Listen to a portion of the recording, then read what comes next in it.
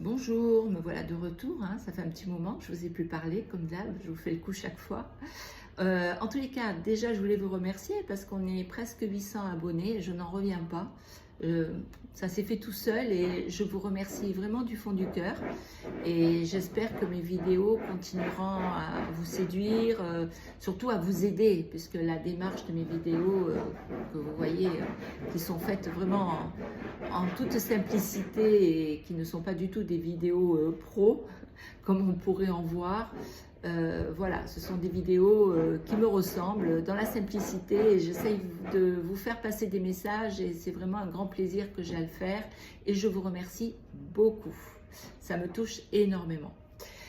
Alors aujourd'hui, de quoi je vais vous parler? De l'aliénation parentale. C'est un sujet qui est de plus en plus présent dans les tribunaux.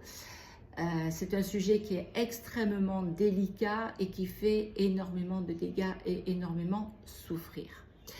Donc souvent, on retrouve ce comportement d'aliénation suite à une séparation, à un divorce. Et c'est souvent le parent qui a la garde de l'enfant qui met en place ce processus qui est quand même assez machiavélique, puisque c'est l'enfant qui va être le fruit de toute cette machination contre l'autre. Donc le but de la personne qui aliène, c'est la destruction de l'autre. C'est pas vouloir vous récupérer, hein, forcément, c'est plutôt je veux l'aliéner, je veux le détruire, et c'est vous mettre en souffrance, et c'est tout mettre en place, si vous voulez, pour vous faire souffrir, donc notamment isoler votre enfant de vous, de votre amour que vous pouvez lui apporter. Donc l'enfant va être le fruit malheureusement des dégâts qui vont suivre le comportement du parent. Donc il faut faire attention à ce fonctionnement, il faut pouvoir le détecter et puis après ça va être un long combat pour le justifier au niveau des tribunaux et récupérer l'enfant pour le sauver des dégradations psychologiques qui vont être mises en place. Ce qu'il faut comprendre aussi, c'est que la plupart du temps, que ce soit les services sociaux, que ce soit les juges, enfin tout ce qui est juridique, sont autant manipulés que l'enfant. C'est-à-dire qu'ils sont incapables de détecter le fonctionnement manipulateur de la personne. Et donc un boulot de sape est mis en place. Donc vous êtes la mauvaise personne, vous faites tout pour le dénigrer, bien évidemment. Vous êtes quelqu'un qui fait tout pour le rabaisser, vous voulez faire souffrir cette personne, vous voulez faire souffrir l'enfant. Donc ce sont des attaques sans relâche, si vous voulez. Donc vous serez toujours attaqué et discriminé aux yeux de votre enfant, mais aux yeux de tous les services publics qui interviennent lors d'une séparation ou d'un divorce quand il y a des enfants. Donc c'est quelqu'un, si vous voulez, qui n'arrêtera pas, qui sera sans relâche et qui fera des réclamations aussi financières, bien évidemment, qui cherchera à modifier toutes les possibilités de garde. Donc si vous avez votre enfant un week-end sur deux, ben, il fera tout pour vous enlever ces week-ends sur deux, pour restreindre jusqu'au moment où vous ne l'aurez plus du tout.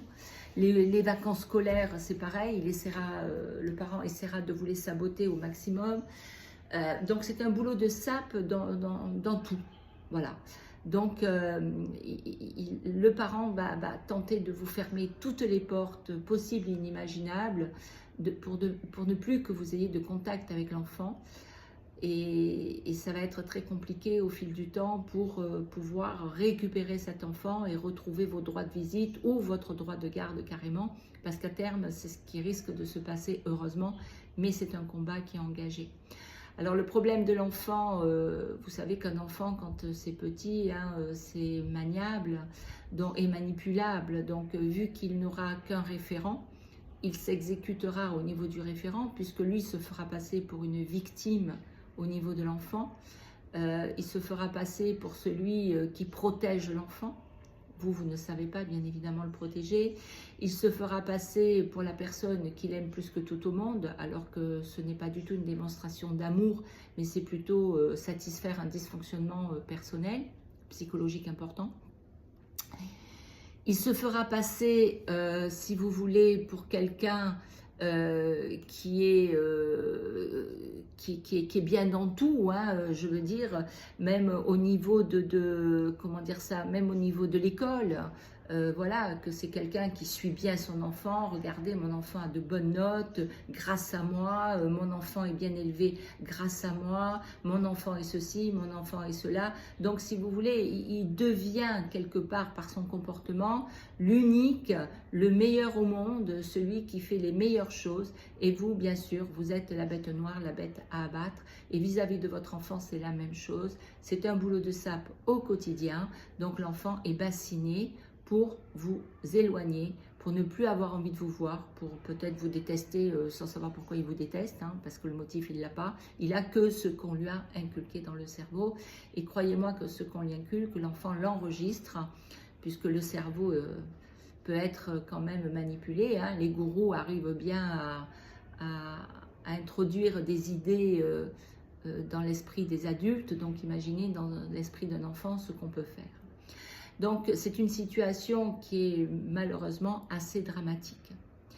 Donc ce que je vous conseille dès le départ, quand vous voyez que vous êtes séparés, vous n'avez pas la garde de votre enfant pour des raisons diverses, puisque l'autre a réussi déjà à faire son boulot de ça, puisqu'il a réussi à avoir la garde, il va falloir immédiatement trouver un avocat qui est spécialisé dans l'aliénation parentale. Et heureusement, de plus en plus, il y en a qui se forment et qui arrivent à obtenir de bons résultats.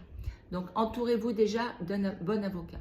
Entourez-vous d'un psychologue ou d'un coach capable de vous soutenir et de vous aider, parce que là, vous êtes parti pour un long combat.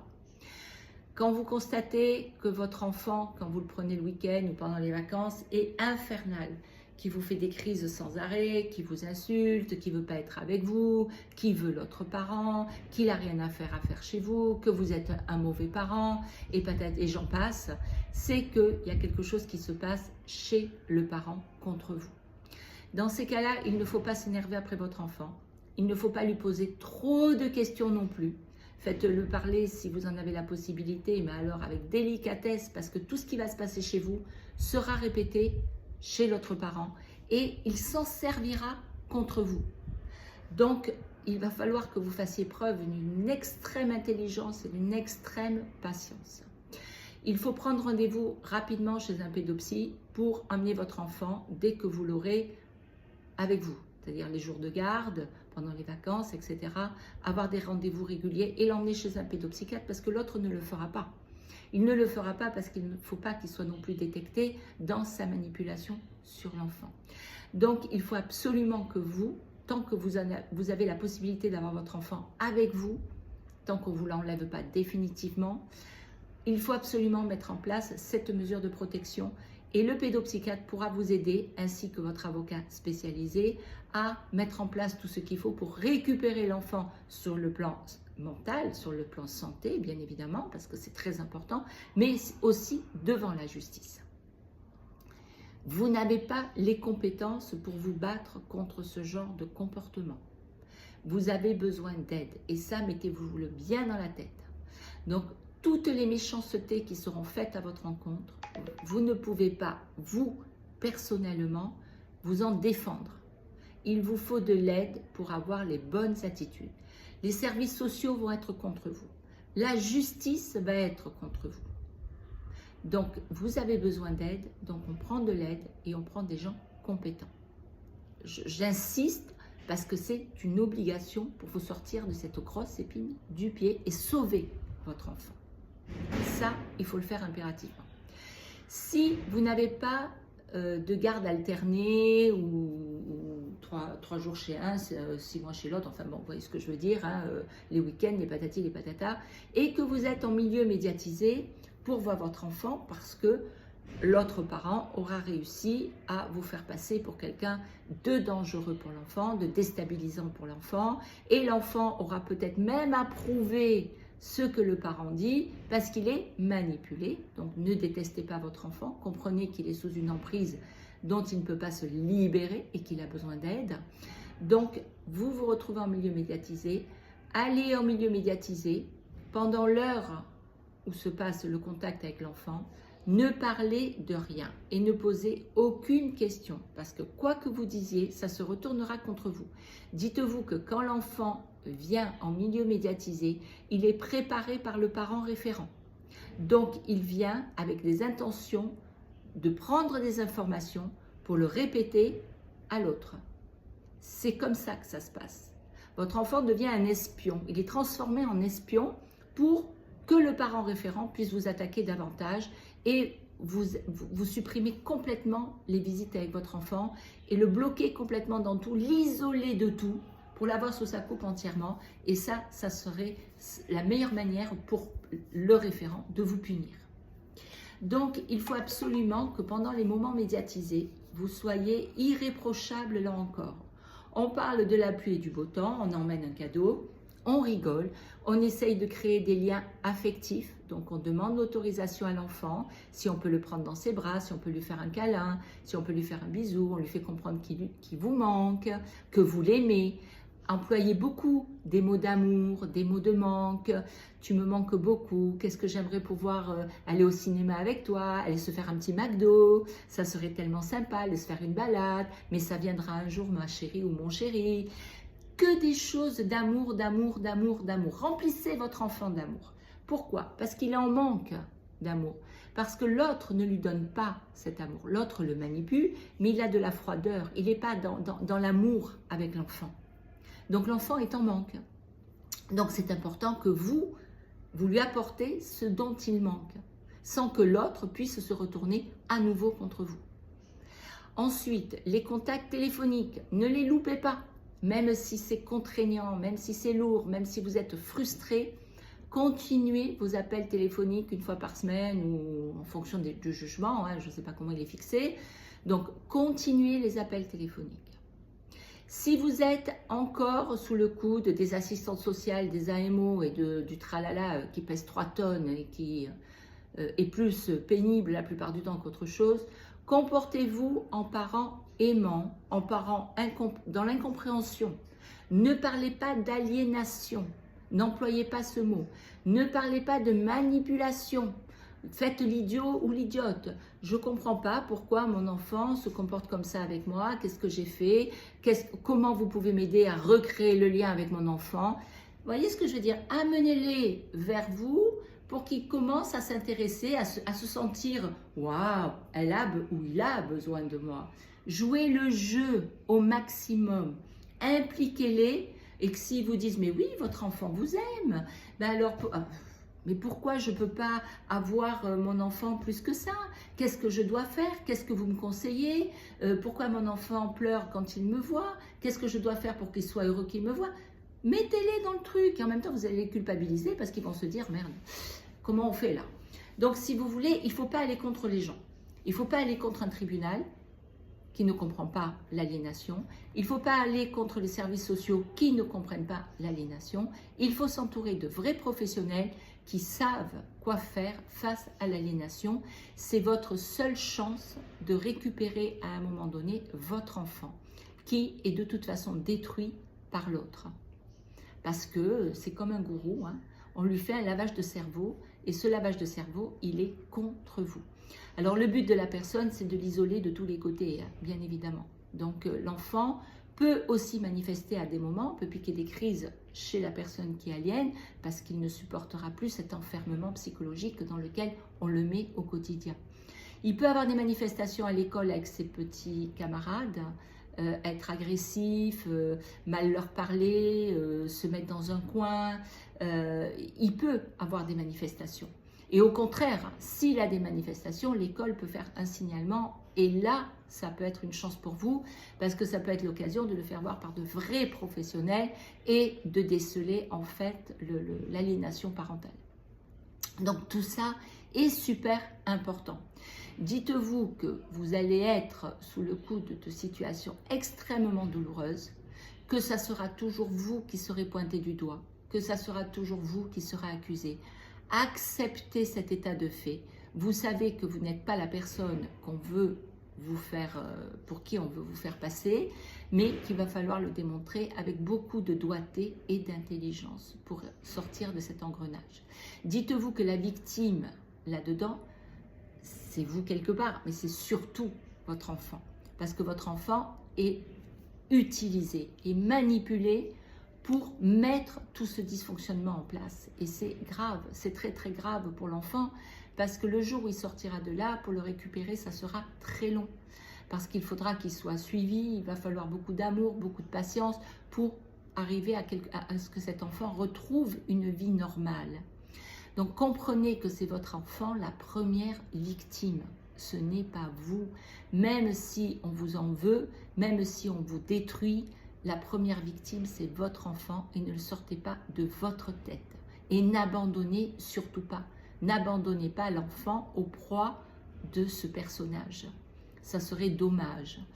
Alors, l'enfant, de toute façon, à un moment donné, peut réagir et peut ne plus vouloir son parent référent. Après, si vous pouvez, si vous avez des contacts avec l'entourage de l'enfant, autre que le père et autre peut-être que l'entourage familial proche qui risque d'être contre vous, puisqu'il aura fait ce boulot de sape, le parent aura tout ratissé large pour que vous soyez, vous, la mauvaise personne. Il faut voir peut-être avec des voisins avec que vous connaissez, ou c'est peut-être une solution, mais attention, attention là encore, il faut y aller dans toute la discrétion possible pour pas que vous soyez encore accusé devant les tribunaux de mener des enquêtes en parallèle à l'encontre du parent, parce que vous voulez encore le dénigrer, vous voulez encore le rabaisser, parce que vous voulez le détruire, parce qu'il protège l'enfant et que vous voulez détruire votre enfant. Enfin, vous voyez le tableau, si vous êtes dedans, vous devez savoir de quoi je vous parle. Et si vous rentrez dedans, eh ben, vous allez bien savoir rapidement de quoi je suis en train de vous parler et vous allez comprendre le but de ma vidéo. Donc, mes conseils, c'est de ne surtout pas casser le lien avec votre enfant. Peu importe les possibilités de voir votre enfant, peu importe, même si elles sont minimes, on voit son enfant, on parle à son enfant, on se dit... Je dois sauver mon enfant. Votre mission, c'est de le sauver. Ce n'est pas de ce qui vous arrive à vous, c'est de le sauver. Votre enfant ne parlera pas de sitôt parce que votre enfant est sous emprise. Et une emprise qui peut aussi lui faire peur. Parce que dans tout ce que la personne va mettre en place, votre enfant peut très bien travailler à l'école parce qu'il aura besoin de dire « Vous avez vu, mon enfant va bien, mon enfant travaille super bien à l'école ». Mais ce n'est pas parce qu'il travaille bien qu'il n'a pas de pression derrière. Parce que le gamin peut très bien travailler et être sous pression et ne pas avoir le choix. Parce qu'il est conditionné aussi par le parent. Donc, il peut y avoir de l'autorité parentale dans la maison extrêmement violente psychologiquement. Peut-être aussi physiquement. Mais psychologiquement, ça c'est sûr. Donc l'enfant est sous cette emprise psychologique, sous cette peur. Peur du parent avec qui il vit. Parce qu'il connaît ses colères, il connaît son fonctionnement et il les subit. Donc les seules chances que vous avez, c'est d'arriver à le sortir. L'enfant peut manifester à un moment, exploser comme une cocotte minute parce qu'il n'en peut plus des dysfonctionnements du parent. Mais en attendant, il va falloir être solide, il va falloir être intelligent, il va falloir prendre des gens compétents et vous récupérerez votre enfant. Ça peut mettre des années. Ça peut mettre 2 ans, 3 ans, 4 ans, 5 ans. Tout dépend des failles, tout dépend des situations, tout dépend de la réaction de l'enfant. Donc tout ça va être important. Voilà ce que je voulais vous dire. J'espère que ça vous éclairera un petit peu mieux, que vous allez vous dire « Ah ben oui, ça se passe comme ça, comme ça ». Suivez mes conseils quand même. C'est important pour vous. Ça vous aidera dans le processus. Quoi vous dire d'autre? Ben écoutez, n'hésitez pas à m'envoyer un mail ou un petit message, je vous répondrai de toute façon. Je vais être plus vigilante aux messages qu'il y a sous les vidéos. Des fois, j'oublie de répondre, hein, c'est pas bien. Envoyez-moi un mail, appelez-moi, si vous avez besoin d'un rendez-vous, il n'y a pas de souci. Et on se retrouve bientôt pour un nouveau sujet qui est aussi important, qui est l'incestuel. Alors, qu'est-ce que c'est l'incestuel? C'est quand un enfant est violé psychologiquement et pas physiquement. Voilà, je vous expliquerai tout ça prochainement.